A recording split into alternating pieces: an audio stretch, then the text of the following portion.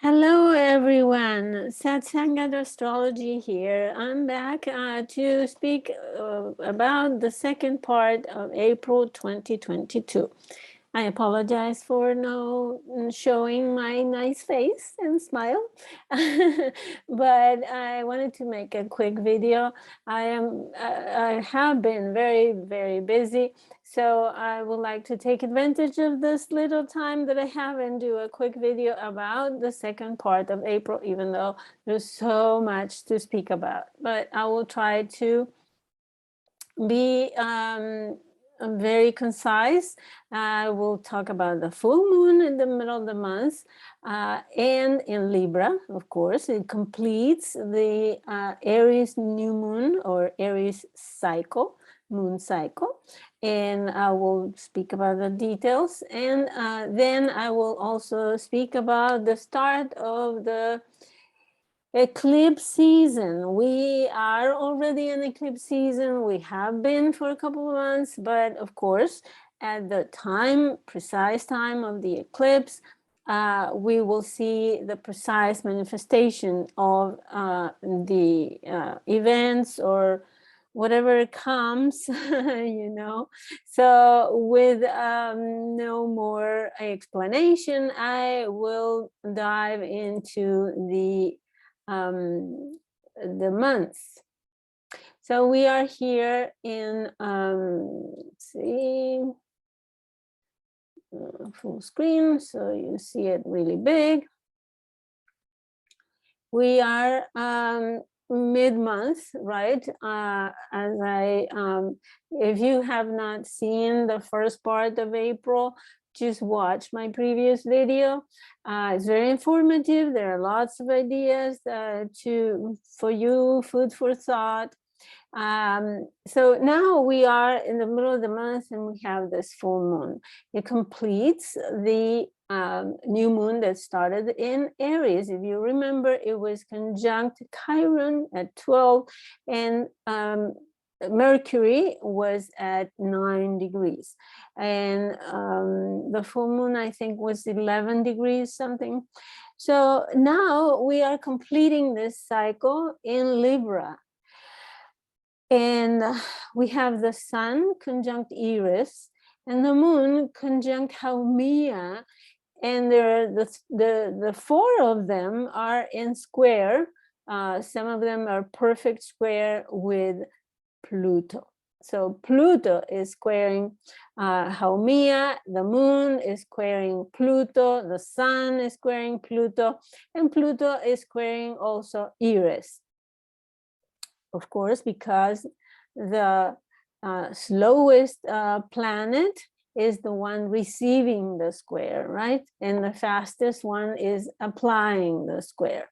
So, and we have the axis of Aries and Libra, which is the axis of relationships, the axis of desires and actions and attraction and balancing the act, right? So we have Aries sun ruled by Mars, and the Libra moon ruled by Venus, and they happen to be both in Pisces. And not only that, but together with both the traditional and the modern ruler of Pisces. What an explosion of Piscean energy, right? We have a stellium there. This Mars, it's at the beginning degrees of Pisces, just learning how to accommodate his fire, his impulses to this ocean of emotions, to this ocean of waters, right? And emotional expansion. So Mars is not very comfortable in the water. He's all fire. It can be boiling water, right? And then we have Venus, and she is so happily ever after in Pisces. And Venus in Pisces is ruling the moon, the full moon. So it's all about relationships. But we have Pluto in Capricorn, like kind of ruining the party, right? Anyways, but the sun and the moon represent our self and our emotions, our fire inside core of our being, and our inspiration.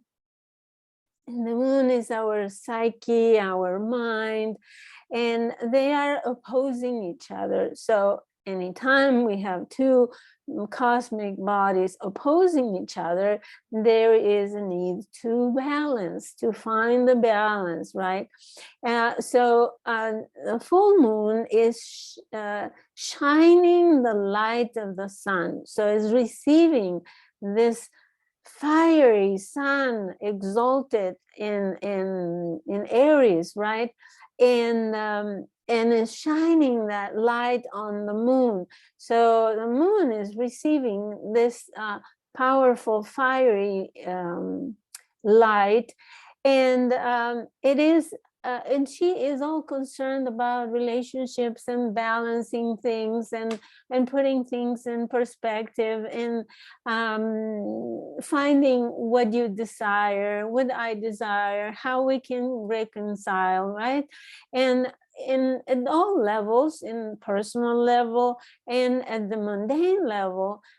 So there are two opposing parties trying to find a common ground, right?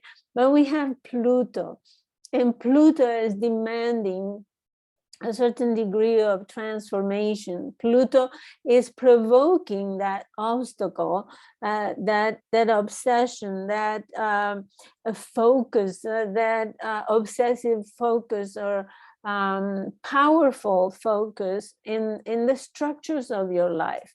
Those structures that are marked by Capricorn, right? In your chart, you find which house is Capricorn, in which house Pluto is transiting, and there you are called to transform your structures, the basic structures of the themes of that area of experience.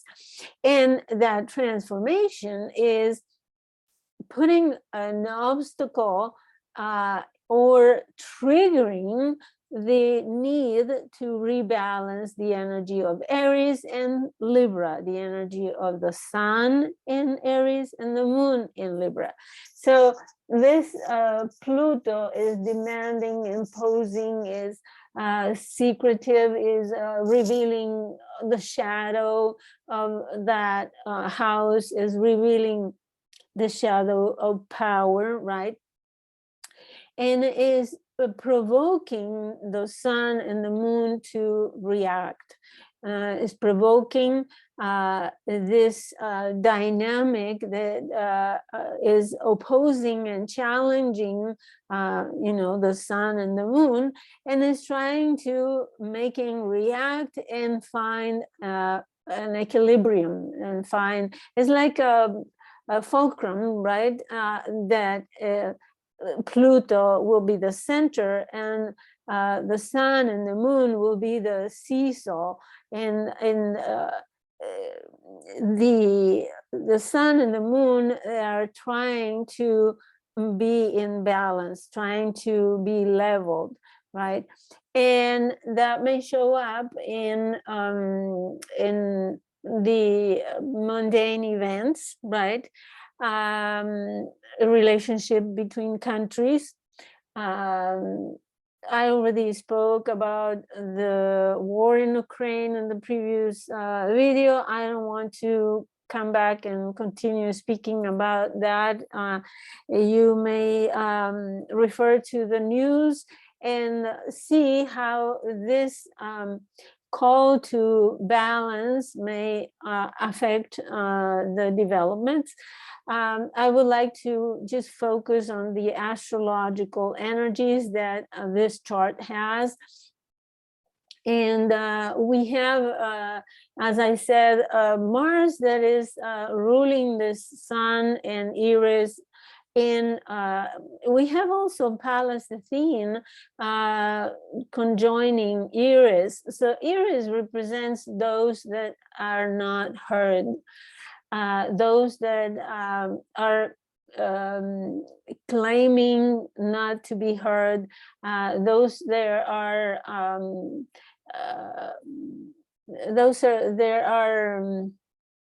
accused sometimes, those that are different, those that are have a different kind of identity, because Eris in Aries is all about a different kind of identity, and how Eris is the protests, the people asserting their identity and defending who they are, and doing it in a warrior-like form, right? Because Eris is a fighter. So Pallas Athene shows the strategy, the patterns that are adopted in order to protest, for example, in order to show, well, here we are, here are our voices, and this is what we have to say, and we need to be heard, right?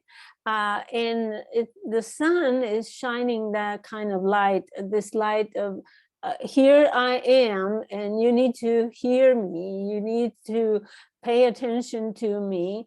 Remember, the Sun is exalted in Aries, and this whole light of these three conjoining planets is shedding the light on the Moon. So the Moon is trying to, and the Moon represents the people, right? If you want, the Sun also represents an authority in your life, right? And the Moon represents your emotions, your deeper psychological patterns and reactions, and the Moon is trying to find the middle way, right, in between those energies. So, and the Moon is ruled by this exalted Venus in Pisces, together with the rulers, and Mars is kind of yeah, she is in fact midway between Mars and Jupiter and Neptune. So she is at the midpoint. So she becomes more powerful, even not only because of the exaltation, but because of being in the midpoint, around the midpoint between Mars and Jupiter. So this Moon, by the fact that the ruler is exalted and in that privileged position, this Moon is really strong. So here we have two poles that are opposing and challenging each other, and they're powerful, right? So, and well, Pluto is equally powerful. So we have a very, very challenging full moon. That's to say that is very powerful. So Mars is kind of, let's say, debilitated, but in Pisces, as I said, those actions may be driven by an emotional outburst. You know, it could be a very, very emotional full moon because of the fact that there is a huge stellium in Pisces with both rulers. So I think, and if you see the conjunction between Jupiter and Neptune lasts for several hours. I didn't calculate, but it's a long no, days, in fact, because they start at 23:59 or 53, something like that, and they continue and they pass 24 together, and so they stay for a few days. In fact, they stay together. But not only that, I also wanted to talk about this because it happens midway in April.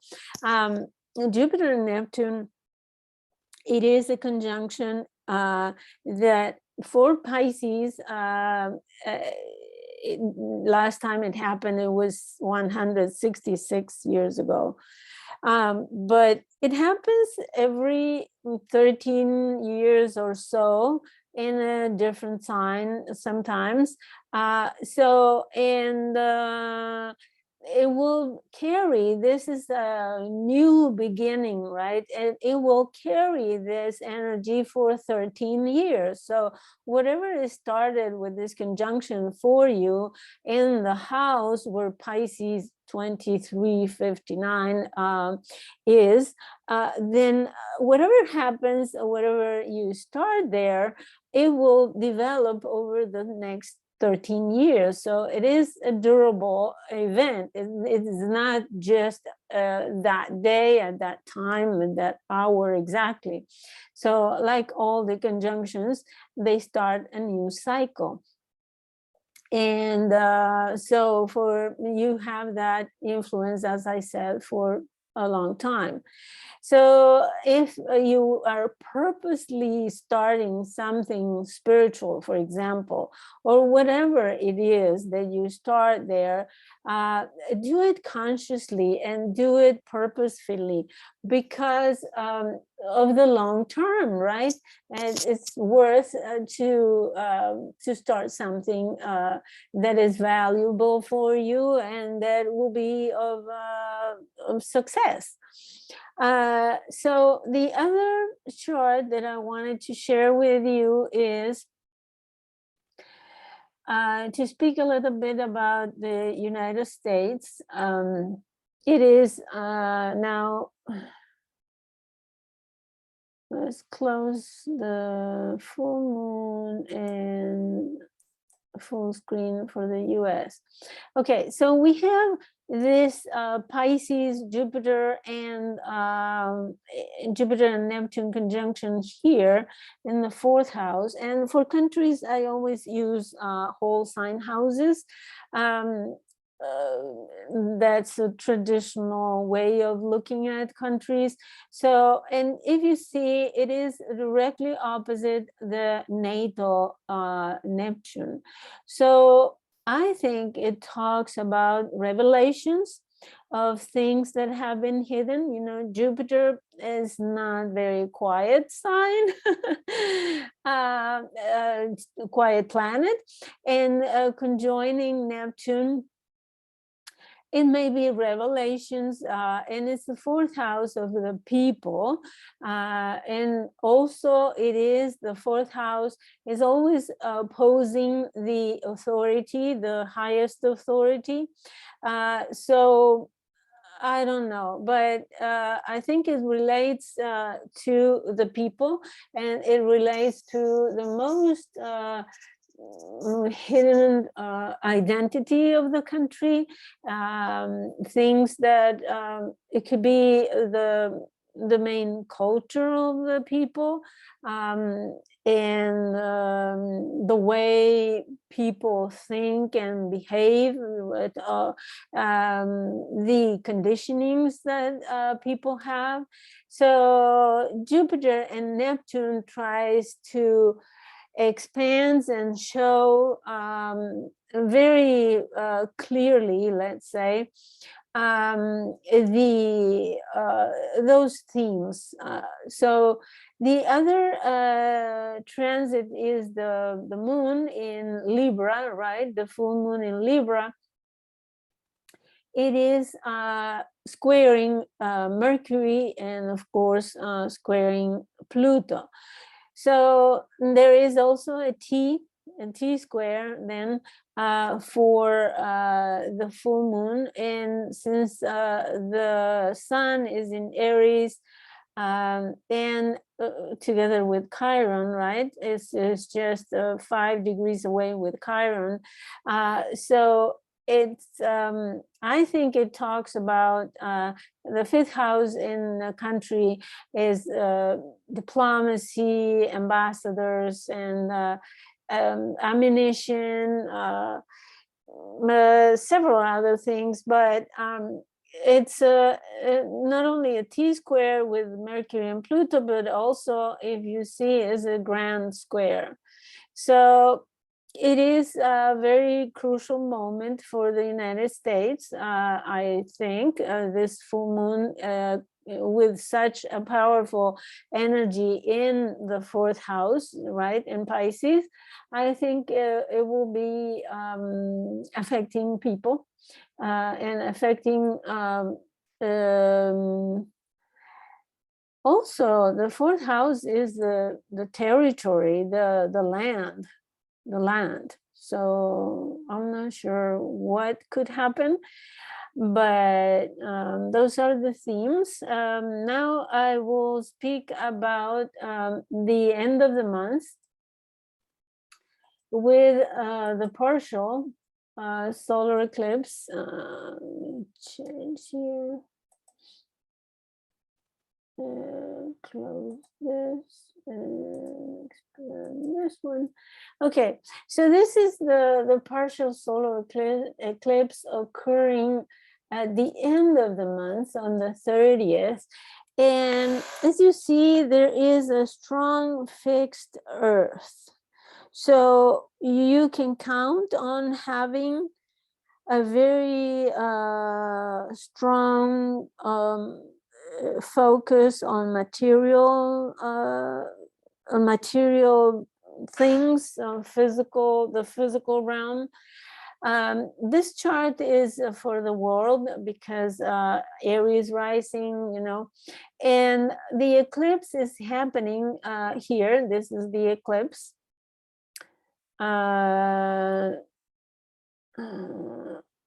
Here. It's at 10 degrees 28 Taurus, and is close to Uranus. So we can expect very explosive, unexpected events, overwhelming events. Solar eclipse is a start, is a new cycle, and with Uranus implicated in the eclipse, anything can happen, right? Expect the unexpected is the cliche for this, but is revolutionary, it is rebellious, it is liberation, it is an eclipse that can bring liberation in the area of life occupied by those degrees, you know, of Taurus. You just need to look at your chart where Taurus inhabits, which house Taurus inhabits in your chart, and see what it's doing for you. But as I said, you can purposely start something and with a goal in mind that is liberating, that is out of the norm, that you have never done before, something that you really want to do. And it could be completely out of the blue that you decide on the spot, I'm gonna do this, and I don't care if someone or so-and-so likes it or not, I'm gonna do it anyways. So it could be transformational for you in that area of your life. I don't know, suppose that it is your let's say your 5th house, and the 5th house is your pleasures, your hobbies, your how you enjoy life, right? So, and then you decide to go party for once, or to do something that you have never done before. So that's the kind of energy that Uranus brings. Is a sudden, it's an energy that is non-conventional, is eccentric. So it's probably something that you've never, if it is in the first house, for example, okay, you may try a new look, and buying clothes and wearing clothes that you have never worn before. So those are simple examples. Of course, there could be beginnings that are more transcendental, like if it is your 10th house, for example, you decide to quit your job and goodbye, or change your career completely, and you're a nurse and you become a business owner, and then you start selling clothes. So that's the kind of energy that no one could have imagined, that you will quit your professional life and you will go into commerce. So that's the kind of energy that Uranus brings to our lives, something completely out of what is expected of us. And keep in mind that we still have this stellium in Pisces, and we have now the ruler of the eclipse, which is in Taurus, right, is Venus. Venus is also exalted in Pisces, but not only that, but it is expanded and upgraded by Jupiter, right? It's like having Venus in steroids. So it could be so romantic. It would be something that you've never imagined before. So beautiful and so wonderful. It is another cycle starting, right? And it's a cycle that could last about 2-3 years or so. So Venus takes 2 years, about 2 years around the zodiac until she meets Jupiter again. It will probably be in Taurus next time. I don't have it exactly, but it's probably in 2 years. Jupiter might be in Venus and in Taurus, and Venus will be there. So they will revisit this in 2 years. They will revisit this eclipse most probably. So I think it's a very, very beautiful eclipse.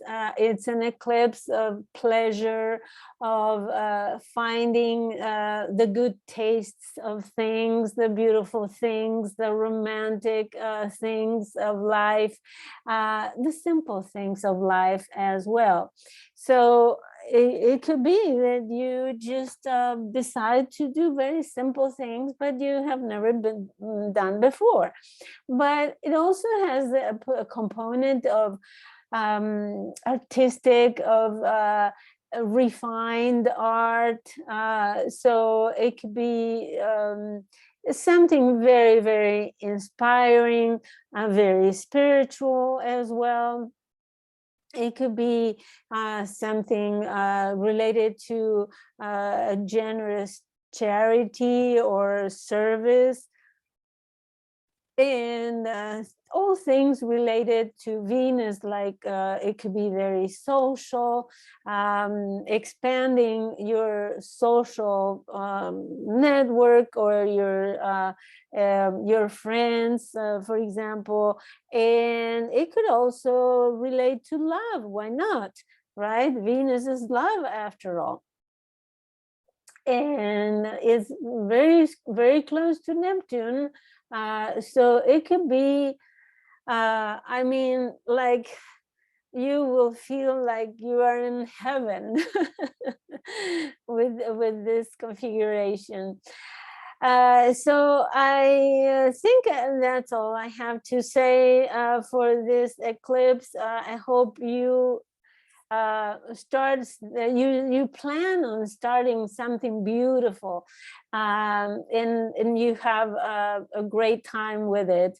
So thank you so much for watching, and I hope these ideas help you with, food for thought. If you like to have an orientation on what these influence will be on your chart, the best way is to have a reading with your trusted astrologer. Why? Because the general, sign readings, they are so general that they will never ever tell you what is really going on for you personally. Those planets may affect certain planets. The transits may aspect your natal planets, and it could be something completely out of the ordinary for you. So it all depends on your natal chart and what is happening there. So I hope you have a great time, and I thank you for being here, and I would like you to share my content, to comment, and contacted me in social networks. I hope you follow me in my blog, satsangadastrology.blogspot.com. So welcome if this is the first time visiting me, and please subscribe. Don't forget to subscribe. Thank you so much, and I hope you have a great rest of the month.